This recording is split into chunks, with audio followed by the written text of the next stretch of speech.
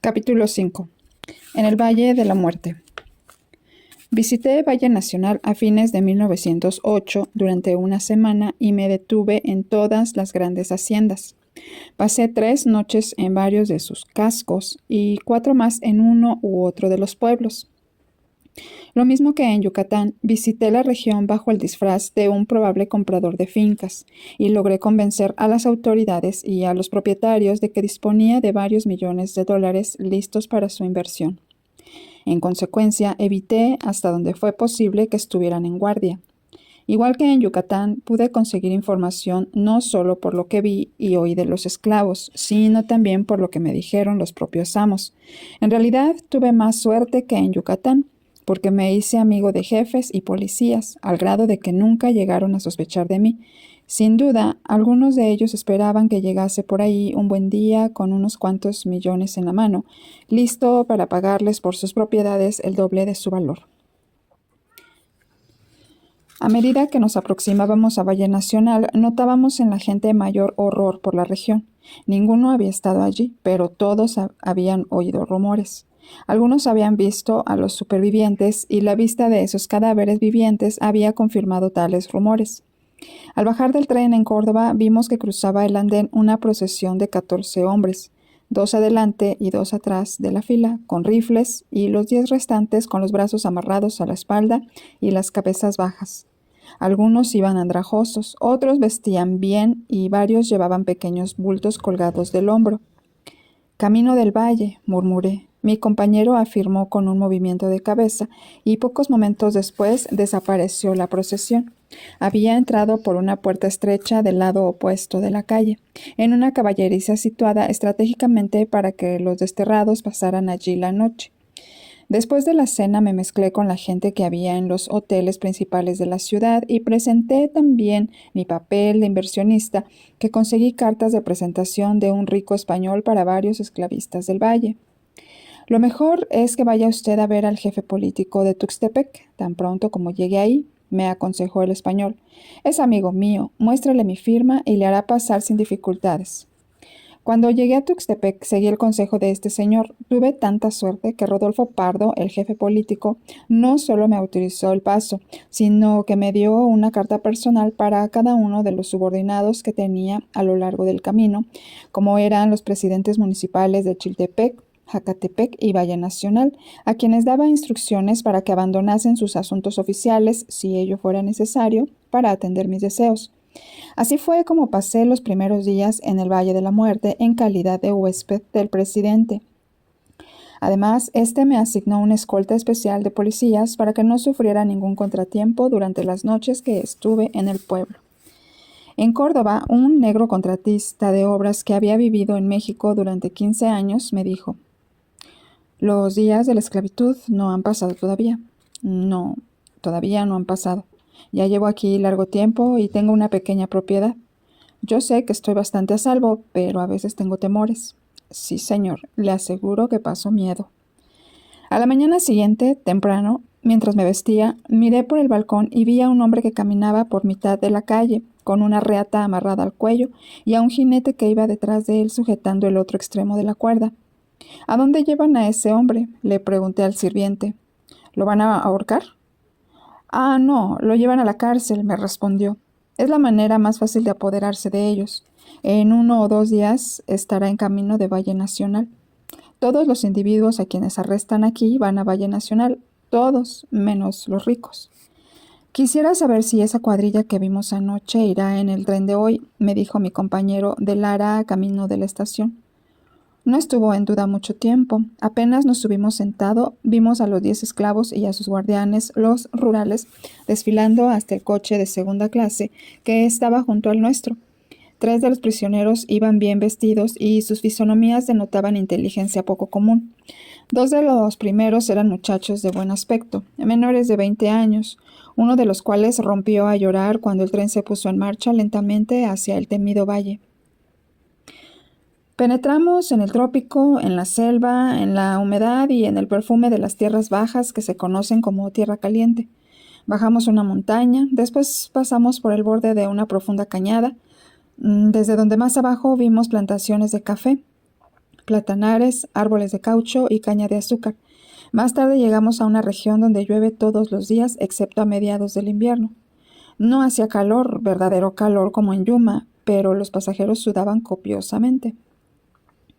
Miramos a los exiliados con curiosidad y en la primera ocasión dirigimos algunas palabras al jefe de la escolta de rurales.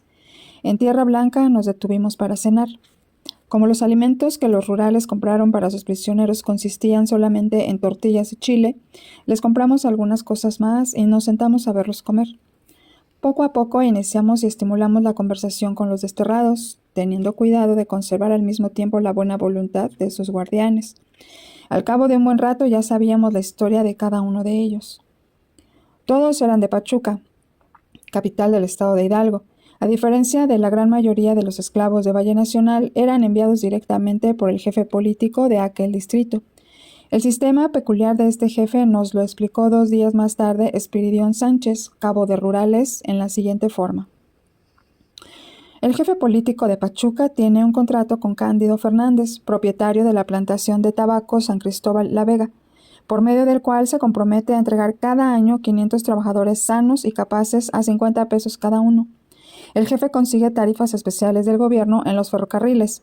Los guardias son pagados por el gobierno, de modo que el viaje de 4 días desde Pachuca le cuesta solamente $3.50 por hombre. Esto le deja $46.50. De esta cantidad tiene que pasarle algo al gobernador de su estado, Pedro L. Rodríguez, y algo al jefe político de Tuxtepec. Pero aún así sus ganancias son muy grandes. ¿Cómo consigue a sus hombres? Los aprende en la calle y los encierra en la cárcel. A veces los acusa de algún delito, real o imaginario, pero en ningún caso les instruye en proceso a los detenidos. Los mantienen en la prisión hasta que hay otros más para formar una cuadrilla y entonces los envía aquí a todos. Bueno, los hombres que pueden mandarse con seguridad a Valle Nacional ya escasean tanto en Pachuca que se sabe que el jefe se ha apoderado de muchachos de escuela y los ha enviado aquí solo por cobrar los 50 pesos por cada uno. Todos nuestros 10 amigos de Pachuca habían sido arrestados y encerrados en la cárcel, pero ninguno había estado ante un juez. A 2 de ellos se les acusó por deudas que no podían pagar. A uno lo habían detenido borracho, a otro también en estado de ebriedad, por haber disparado al aire. Uno más había gritado demasiado en el Día de la Independencia, el 16 de septiembre. Otro había intentado abusar de una mujer. El siguiente había tenido una leve disputa con otro muchacho por la venta de un anillo de 5 centavos. Otros 2 habían sido músicos del ejército y habían dejado una compañía para darse de alta en otra sin permiso. Y el último había sido empleado de los rurales y lo vendieron por haber visitado a 2 rurales, sus amigos, que estaban en la cárcel cumpliendo sentencia por deserción. Cuando sonreíamos con incredulidad al oír el relato del último prisionero y preguntamos abiertamente al jefe de los guardias rurales si aquello era cierto, nos asombró con su respuesta. Afirmando con la encanecida cabeza, dijo en voz baja: «Es verdad, mañana me puede tocar a mí. Siempre es el pobre el que sufre». Hubiéramos creído que los relatos de estos hombres eran cuentos de hadas, pero fueron confirmados por uno u otro de los guardianes. El caso de los músicos nos interesó más. El más viejo de ellos tenía una frente de profesor universitario, tocaba la corneta y se llamaba Amado Godínez.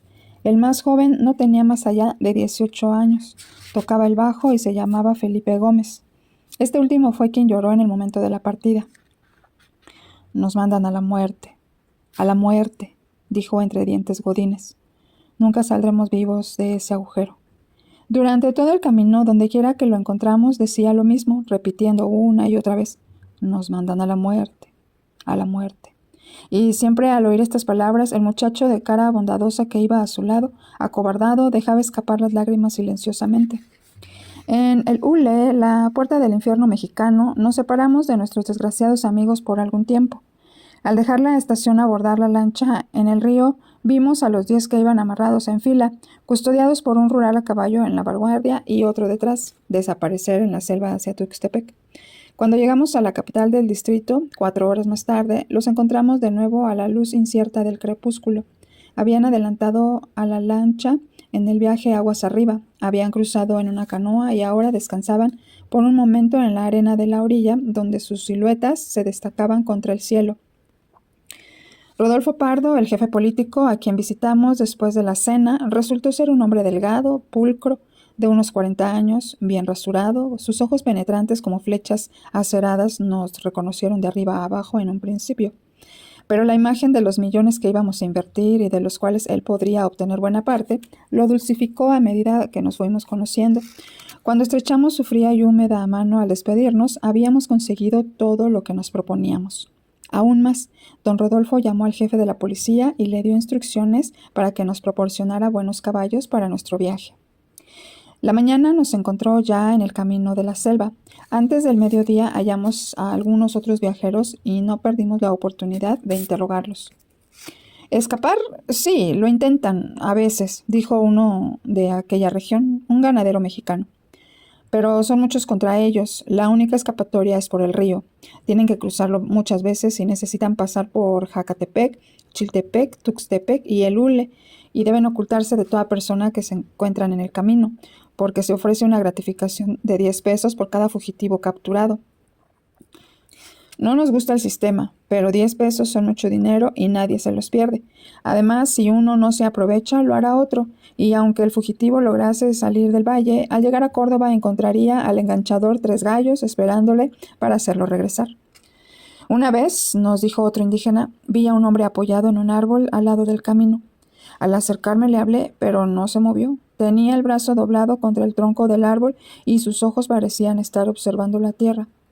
Lo toqué en el hombro y me di cuenta de que estaba bien muerto. Lo habían soltado para dejarlo morir lejos y había caminado hasta allí. ¿Cómo supe que no era un fugitivo? Ah, señor, fue fácil. Usted lo hubiera sabido también si hubiera visto sus pies hinchados y los huesos de su cara al descubierto. Ningún hombre en esa condición podría escaparse. A la caída de la noche entramos en Jacatepec y allí vimos a la cuadrilla de esclavos. Habían salido antes y se habían mantenido adelante, andando los 46 kilómetros de camino lodoso, a pesar de que algunos de ellos se debilitaron por el encierro.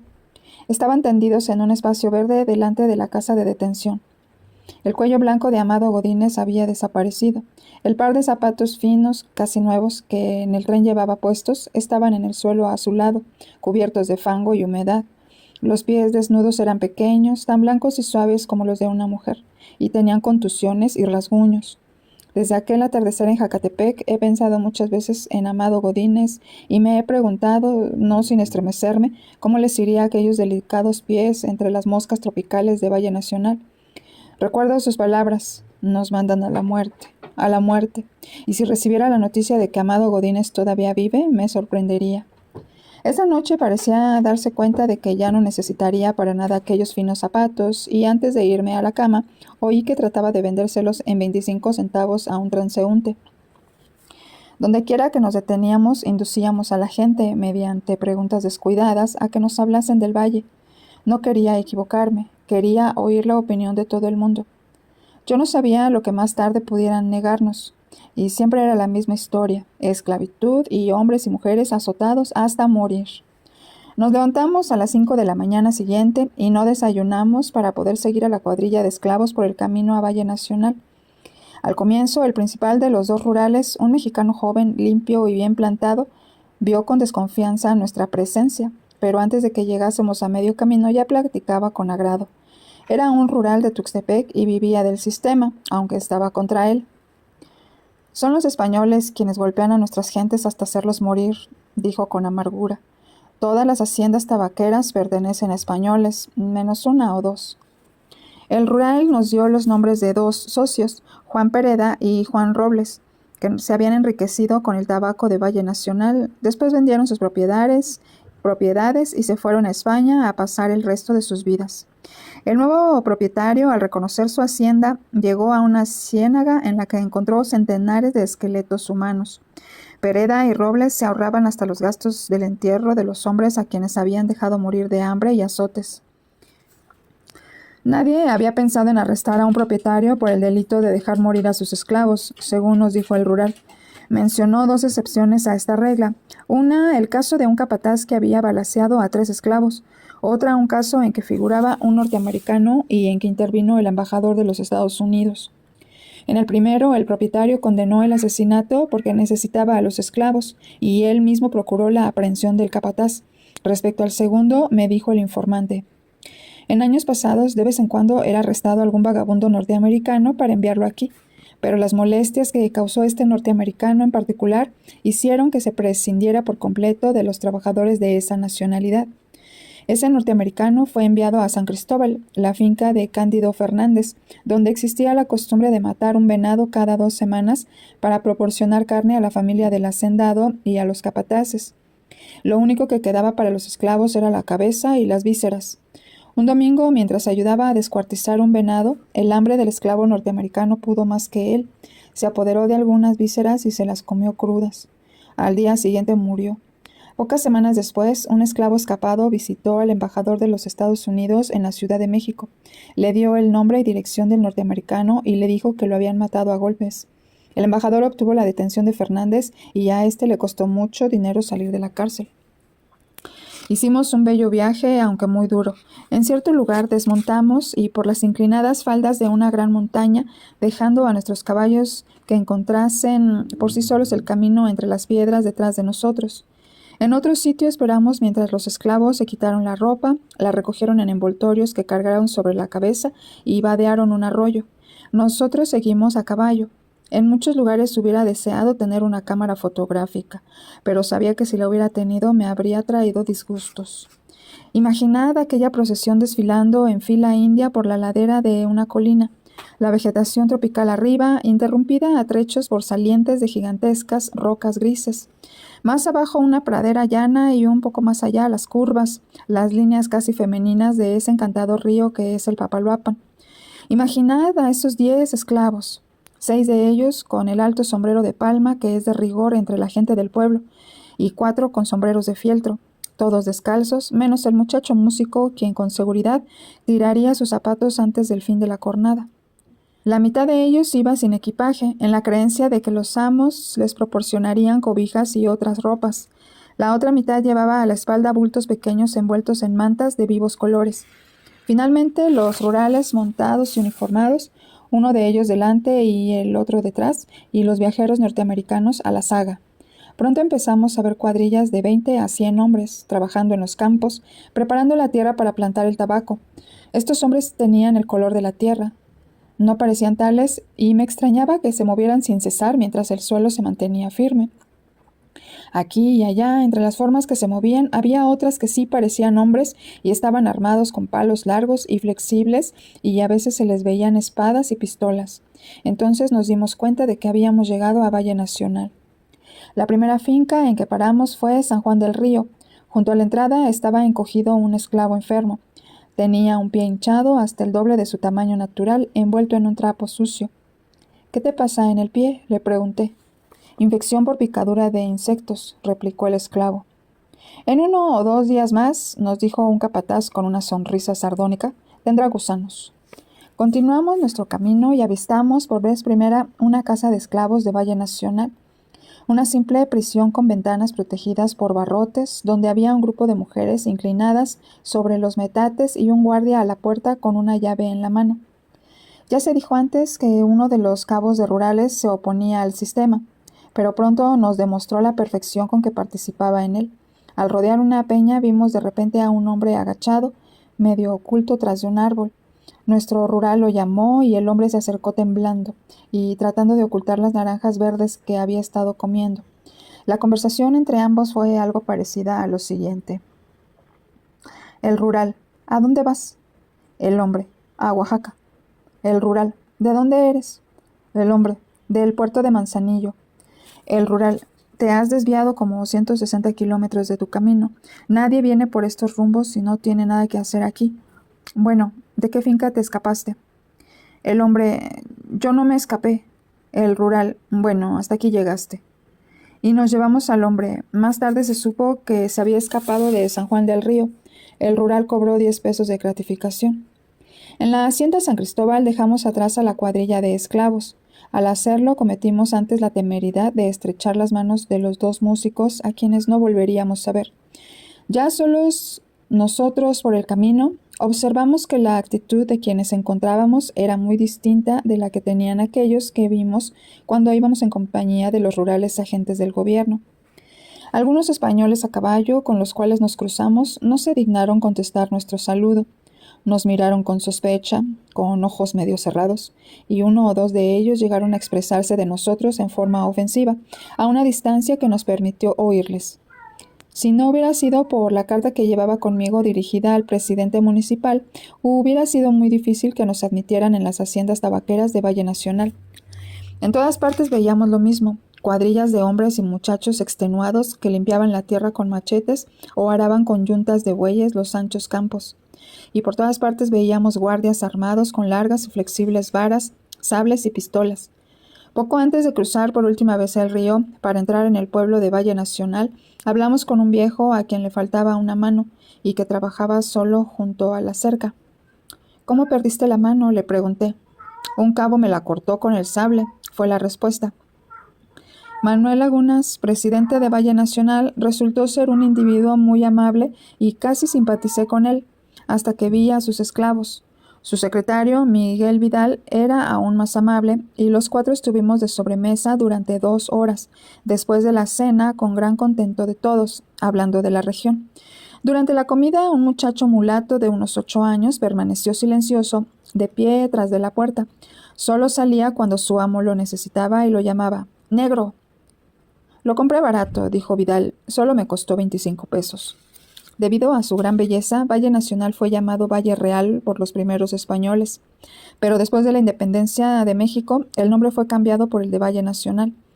Hace 35 años, esas tierras pertenecían a los indios chinantecos, tribu pacífica, entre quienes las dividió el presidente Juárez. Cuando Díaz subió al poder, olvidó dictar medidas para proteger a los chinantecos contra algunos hábiles españoles, de modo que en pocos años los indios se habían bebido unas cuantas botellas de mezcal y los españoles se habían quedado con sus tierras. Los indios de Valle Nacional consiguen ahora su alimento cultivando pequeñas parcelas rentadas en lo alto de las laderas de las montañas, impropias para el cultivo del tabaco. Aunque los agricultores siembran maíz y frijol, a veces plátano u otras frutas tropicales, el tabaco es el único producto de consideración en el valle. Las haciendas son en general muy grandes, tan solo hay unas 30 en todo el distrito. De estas, 12 son de Balsa, hermanos, propietarios de una gran fábrica de puros en Veracruz y de otra en Oaxaca. Después de la cena, salimos a dar un paseo por el pueblo y el presidente nos asignó un policía, Juan Hernández, para nuestra protección. Desde luego hablamos con este. «Se retiene a todos los esclavos hasta que se mueren». «A todos», dijo Hernández, «y cuando mueren, los amos no siempre se toman la molestia de enterrarlos. Los arrojan a las ciénagas donde los caimanes los devoran. En la hacienda Honduras de Nanche son arrojados tantos a los caimanes que entre los esclavos circula la expresión de «échenme a los hambrientos». Entre estos esclavos existe un miedo terrible de ser arrojados a los hambrientos antes de morir, mientras están todavía conscientes, como ya ha sucedido. Los esclavos que están exhaustos y no sirven para nada, según nos contó el policía, pero que tienen la fuerza suficiente para gritar y defenderse si van a ser echados a los hambrientos, son abandonados en el camino sin un centavo, y andrajosos muchos de ellos se arrastran hasta el pueblo para morir. Los indios les dan algunos alimentos, y en las afueras del pueblo hay una casa vieja donde se permite a esas miserables criaturas pasar sus últimas horas. El sitio se conoce con el nombre de Casa de Piedad. La visitamos acompañados del policía y encontramos allí a una anciana echada boca abajo en el suelo. No se movió cuando entramos ni cuando hablamos entre nosotros y luego a ella. Por algunos momentos no supimos si estaba viva o muerta, hasta que gruñó débilmente.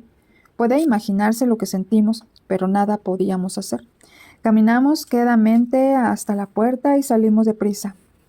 Poco después, por la tarde, nos dijo el secretario municipal: «Notarán ustedes que esta es una región saludable. ¿No ven lo gordos que estamos todos? Los trabajadores de las plantaciones, sí, se mueren. Mueren de malaria y de tuberculosis, pero se debe a que están mal alimentados. Todo lo que comen generalmente son tortillas y frijoles agrios. Además, los azotan mucho. Sí, se mueren, pero nadie más aquí se ha enfermado». A pesar de lo que nos había contado Juan Hernández, el policía, el secretario nos aseguró que la mayoría de los esclavos que morían eran enterrados. El entierro se hace en el pueblo y cuesta a los amos unos 50, y por caridad el municipio coloca una cruz de bambú en cada tumba. Cuando caminábamos bajo la luna, echamos una mirada al cementerio y contuvimos la respiración ante tanto terreno lleno de cruces. Sí, los hacendados entierran a sus muertos. A juzgar por la cantidad de cruces, se creería que en Valle Nacional no es un pueblo de 1000 almas, sino una ciudad de 100,000. Al dirigirnos hacia la casa del presidente para dormir, nos detuvo el rumor de una débil voz que nos llamaba. Siguió después un lastimero ataque de tos y vimos algo así como un esqueleto humano en cuclillas junto al camino. Era un hombre que pedía 1 centavo. Le dimos varios y poco después ya sabíamos que era uno de los que iban a morir a la casa de Piedad. Era cruel hacerle hablar, pero insistimos, y en horrible susurro logró relatar su historia entre golpes de tos. Se llamaba Ángel Echavarría, tenía 20 años y era de Tampico. Le ofrecieron pagarle 2 pesos diarios en una finca, 6 meses antes, y había aceptado, pero solo para ser vendido como esclavo a Andrés M. Rodríguez, propietario de la hacienda Santa Fe. A los 3 meses de trabajo empezó a agotarse por el inhumano tratamiento que recibía, y a los 4 un capataz llamado Agustín le rompió un sable en sus espaldas. Cuando volvió en sí, después de los golpes, había escupido parte de un pulmón. Después lo azotaban con más frecuencia porque no podía trabajar con la misma intensidad y varias veces se desmayó en el campo. Por fin lo dejaron libre, pero cuando pidió los jornales que creía suyos, le dijeron que debía unos 50 a la finca. Vino al pueblo y se quejó ante el presidente, pero no fue atendido. Ahora, demasiado débil para emprender la marcha a su hogar, moría tosiendo y pidiendo limosna. Nunca en mi vida había visto otra criatura tan extenuada como Ángel Echavarría, y parecía increíble que ese hombre, tan solo 3 días antes, hubiera trabajado todo el día bajo los rayos del sol. Visitamos la hacienda Santa Fe, así como otras 6 más, y comprobamos que el sistema de alojamiento, de alimentación, de trabajo y de vigilancia de los esclavos era el mismo. El dormitorio principal de Santa Fe consistía en una habitación sin ventanas, con el piso de tierra y cuyas paredes eran postes clavados en el suelo a 3 centímetros de distancia uno del otro, sujetos firmemente con alambres de púas. Era tan inexpugnable como una cárcel norteamericana. Las camas consistían en petates extendidos sobre bancas de madera. Había 4 bancas, 2 de cada lado, una encima de otra, situadas a todo lo largo del aposento. Las camas estaban tan juntas que se tocaban. Las dimensiones del recinto eran de 23 por 5.5 metros y en este reducido alojamiento dormían 150 hombres, mujeres y niños. Los hacendados del Valle Nacional no tienen la decencia de los esclavistas de hace 50 años. En ninguna de las haciendas visitadas encontré un dormitorio separado para las mujeres. Varias veces me dijeron que las que entran en esos antros llegan a ser comunes para todos los esclavos, no porque así lo quieran ellas, sino porque los capataces no las protegen contra los indeseados ataques de los hombres. En la hacienda Santa Fe, el mandador o superintendente duerme en una pieza situada en un extremo del dormitorio de los esclavos. Los cabos o capataces duermen en el extremo opuesto. La única puerta que hay se cierra con candado y un vigilante pasea toda la noche de arriba a abajo por el espacio que queda entre las 2 hileras de bancas. Cada media hora toca un sonoro gong. A una pregunta mía, el señor Rodríguez aseguró que el gong no molestaba a los esclavos que dormían. Pero aunque así fuera, ese procedimiento era necesario para impedir que el centinela se quedara dormido, lo que permitiría que todos los esclavos escaparan. Al observar de cerca a las cuadrillas en el campo, me asomé de ver tantos niños entre los trabajadores. Por lo menos un 50% de ellos tenían menos de 20 años y no menos del 25% eran menores de 14 años. Para plantar son tan buenos los muchachos como los hombres, comentó el presidente, quien nos acompañó. También duran más y cuestan la mitad. Sí, todos los propietarios prefieren muchachos mejor que hombres. Durante mi recorrido a caballo por los campos y por los caminos, me preguntaba por qué ninguna de aquellas famélicas y fatigadas criaturas no nos gritaba al paso: «¡Auxilio, por amor de Dios, ayúdenos! ¡Nos están asesinando!». Después recordé que para ellos todos los hombres que pasan por estos caminos son como sus amos y que en respuesta a un grito no podían esperar más que una risa burlona o tal vez un golpe también. Nuestra segunda noche en Valle Nacional la pasamos en la hacienda del presidente municipal. Cuando nos aproximábamos a ella, nos retrasamos un poco con la intención de observar a una cuadrilla de 150 hombres y muchachos que plantaban tabaco en la finca vecina, llamada El Mirador. Había unos 6 capataces entre ellos. Al aproximarnos, los vimos saltar de aquí para allá entre los esclavos, gritando, maldiciendo y dejando caer de vez en cuando sus largas y flexibles varas. ¡Sas! ¡Sas! Sonaban los varazos en la espalda, en los hombros, en las piernas y en las cabezas.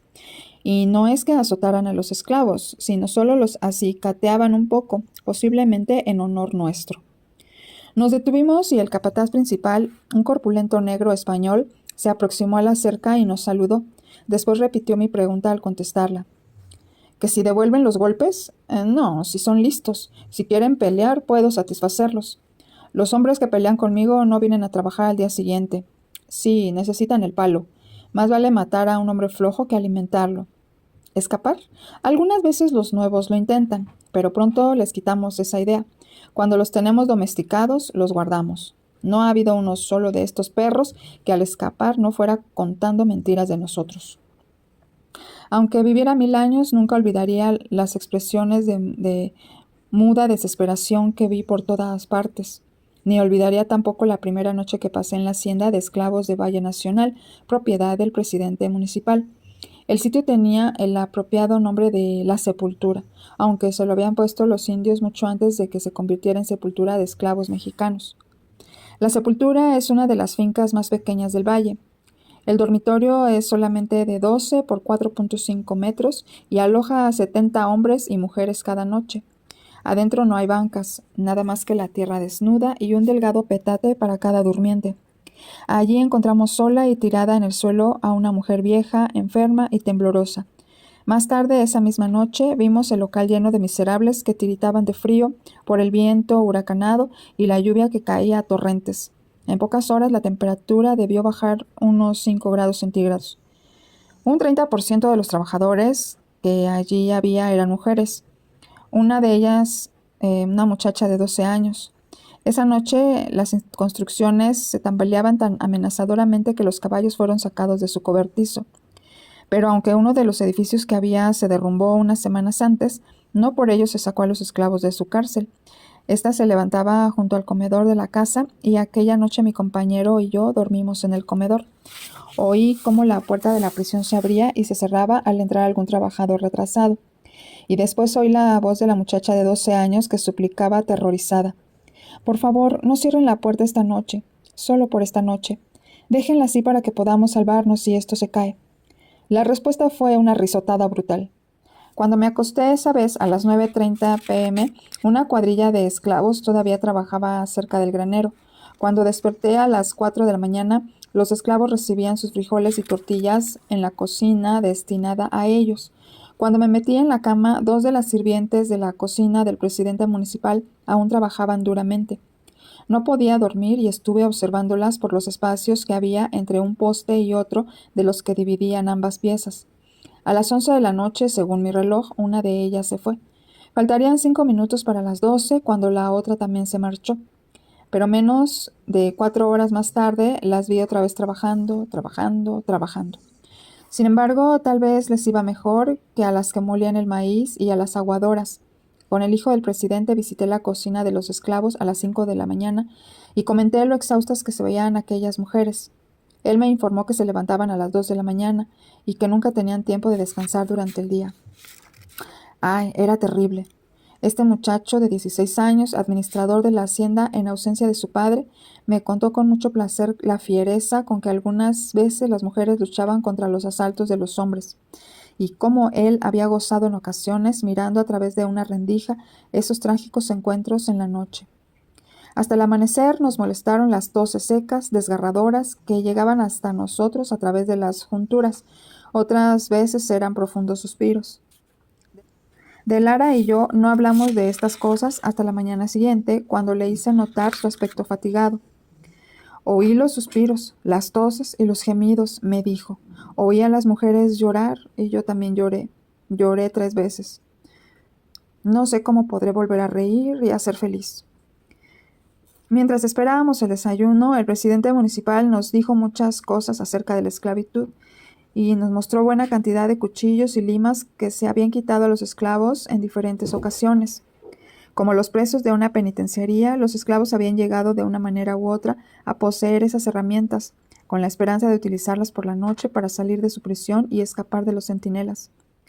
El presidente nos dijo francamente que las autoridades de las ciudades de México, Veracruz, Oaxaca, Pachuca y Jalapa se dedican con regularidad al tráfico de esclavos, generalmente en combinación con uno o más enganchadores. Nombró al alcalde de un puerto bien conocido, que fue citado en los periódicos norteamericanos como huésped del presidente Roosevelt en 1908 y distinguido asistente a la Convención Republicana de Chicago. Este alcalde, dijo el presidente de Valle Nacional, empleaba diariamente la fuerza policíaca de su ciudad como red para pescar esclavos.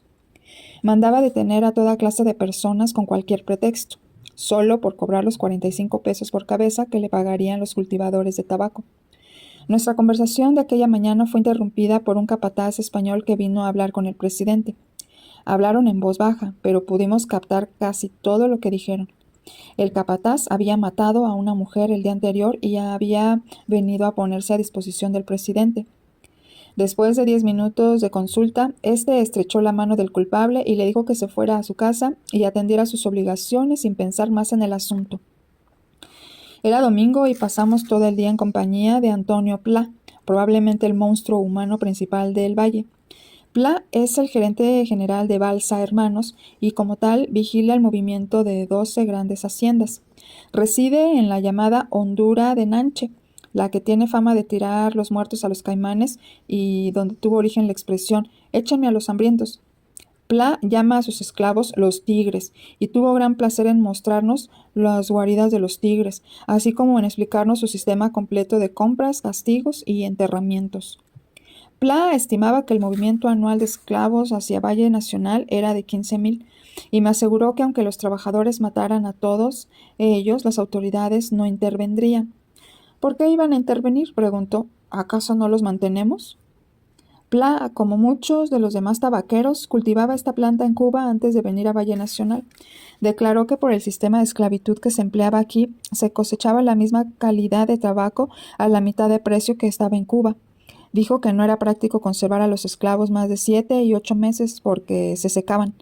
Explicó los diversos métodos de azotar, los golpes que sin ceremonia se repartían en los campos con vara de bejuco, la formación de las cuadrillas al amanecer y la administración de unos cuantos azotes a los vagos como medicina para el día.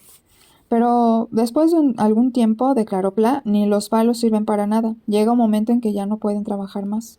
Nos dijo que 3 meses antes un agente del gobierno había intentado venderle 500 yaquis a 20,000 pesos, pero que él había rechazado la oferta porque aunque los yaquis duran como el hierro, persisten en sus tercas tentativas para conseguir libertarse. Compré un grupo de yaquis hace varios años, agregó, pero la mayoría de ellos escapan al cabo de pocos meses. No, el único lugar apropiado para los yaquis es Yucatán. Sin embargo, encontramos 2 yaquis en la hacienda, los Mangos. Dijeron que habían estado allí 2 años y eran los únicos que quedaban de un lote de 200. Uno de ellos había estado varios días sin trabajar porque los insectos le habían comido casi la mitad de un pie. Creo que tendré que matar a ese tigre, dijo Pla sin cuidarse de que el hombre lo oyera. Ya no me sirve. Al segundo yaqui lo encontramos en el campo trabajando con una cuadrilla. Me acerqué a él y le tenté los brazos, que todavía eran musculosos.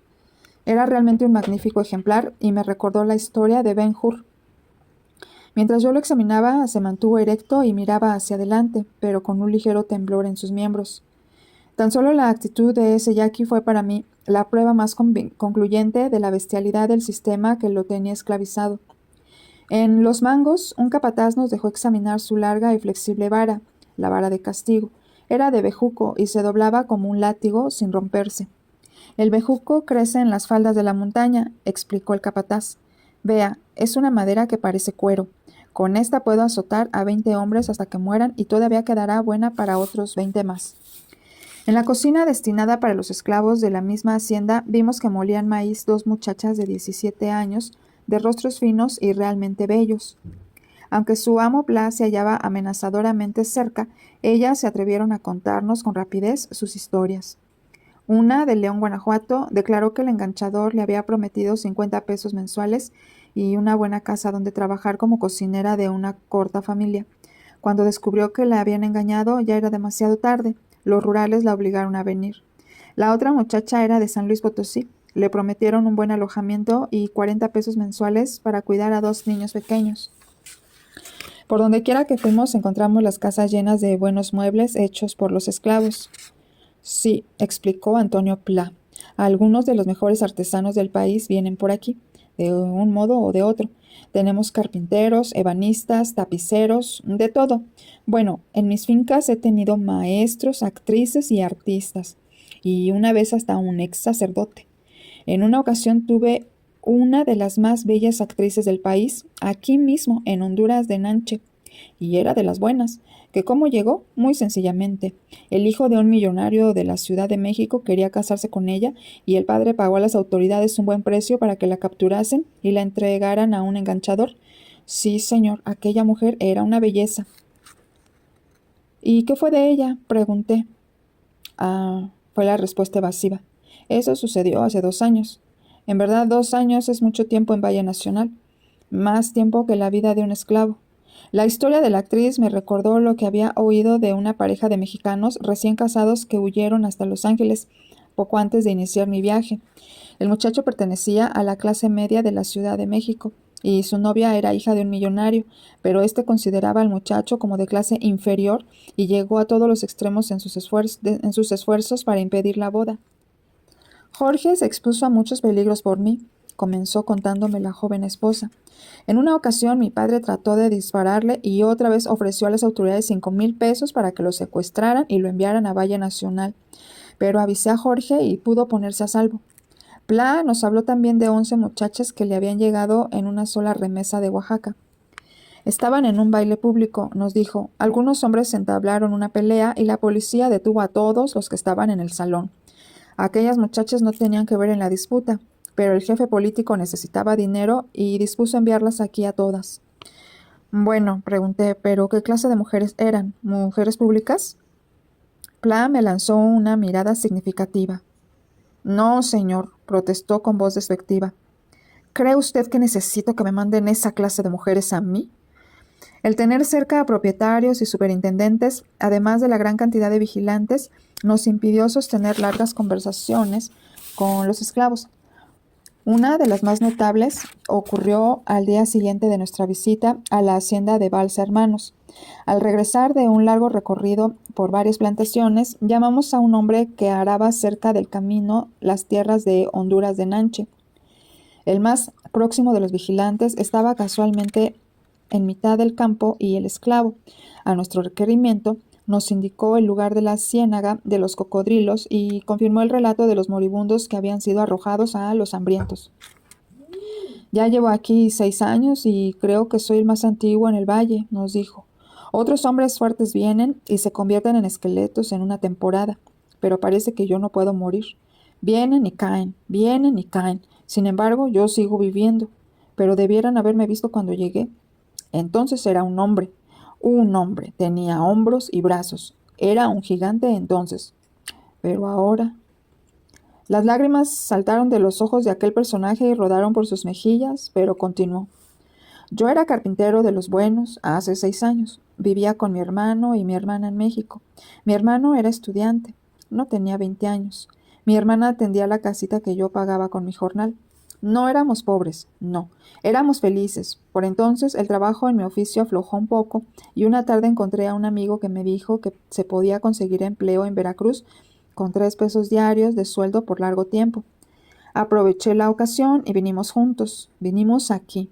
Aquí. Dije a mis hermanos que les mandaría dinero con regularidad y cuando supe que no podría mandarles nada y les escribí para hacérselo saber, no me dejaron enviar la carta. Durante meses guardé aquella carta, vigilando, esperando, tratando de encontrar una oportunidad para hablar al mandadero cuando pasara por el camino. Por fin lo vi, pero cuando le di la carta nomás se rió y me la devolvió. A nadie le permiten enviar cartas. ¿Escaparme? Continuó el esclavo. Sí, lo he intentado muchas veces. La última vez, hace solo 8 meses, llegué hasta Tuxtepec. Me puse a escribir una carta. Quería comunicarme con mi gente, pero me agarraron antes de escribirla. No saben dónde estoy. ¿Acaso creen que he muerto? Mi hermano habrá tenido que dejar sus estudios. Mejor cállese, le dije. Ahí viene un cabo. No, todavía no, respondió. Deprisa, le daré la dirección de ellos. Dígales que yo no leí el contrato. Dígales que ni lo vi hasta que vine aquí. El nombre de mi hermano es Juan. ¡Cuidado!, le grité, pero ya era demasiado tarde. ¡Zas! El largo bejuco cayó sobre las espaldas de aquel hombre. Retrocedió, iba a abrir la boca de nuevo, pero un segundo azote le hizo cambiar de intención y cabizbajo retornó a sus bueyes. Las lluvias que cayeron en los 2 últimos días de nuestra estancia en Valle Nacional hicieron intransitable el camino a Tuxtepec, de manera que dejamos nuestros caballos y navegamos río abajo en una balsa, una plataforma hecha de troncos sobre la cual había una pequeña choza con techo de hojas de plátano. Un indígena en cada extremo impulsaban con una pértiga y un remo la extraña embarcación corriente abajo, y por ellos supimos que también los indios habían conocido su época de esclavitud. Los españoles habían tratado de someterlos, pero los indios pelearon a muerte. Las tribus se unieron y lucharon juntas como lobos hasta recuperar y mantener su libertad. Ese entendimiento común no puede ser empleado hoy. Al pasar por Tuxtepec encontramos al señor P., político, enganchador y pariente de Félix Díaz, sobrino del presidente Díaz y jefe de la policía en la Ciudad de México. El señor P., que vestía como príncipe, se hizo agradable y respondió con toda libertad a nuestras preguntas, con la esperanza de asegurar un contrato para proporcionar esclavos a mi compañía. Sin embargo, hará usted dinero en Valle Nacional, dijo. Todos lo hacen. Después de cada cosecha hay un éxodo de propietarios a México, donde algunos se quedan gastando su dinero en una vida desenfrenada. El señor P. tuvo la amabilidad de decirnos el destino de los 50 pesos que él recibía por cada uno de sus esclavos. Nos dijo que 5 pesos se entregaban a Rodolfo Pardo, jefe político de Tuxtepec, 10 pesos a Félix Díaz por cada esclavo que salía de la Ciudad de México y 10 pesos al alcalde de la ciudad o jefe político del distrito de donde procedieran los demás esclavos. El hecho de que soy cuñado de Félix Díaz, explicó el señor P., y además amigo personal de los gobernadores de Oaxaca y Veracruz y de los alcaldes de esas ciudades, me coloca en una situación de atender los deseos de usted mejor que cualquier otro. Yo estoy preparado para proporcionarle cualquier cantidad de trabajadores, hasta 40,000 por año, hombres, mujeres y niños, y el precio es de 50 pesos cada uno. Los trabajadores menores de edad duran más que los adultos. Les recomiendo usarlos con preferencia a los otros. Le puedo proporcionar a usted 1,000 niños cada mes menores de 14 años y estoy en posibilidad de obtener su adopción legal como hijos de la compañía, de manera que los pueda retener legalmente hasta que lleguen a los 21 años. Pero, ¿cómo puede adoptar mi compañía como hijos a 12,000 niños por año? ¿Quiere decir que el gobierno permitiría semejante cosa?, le pregunté.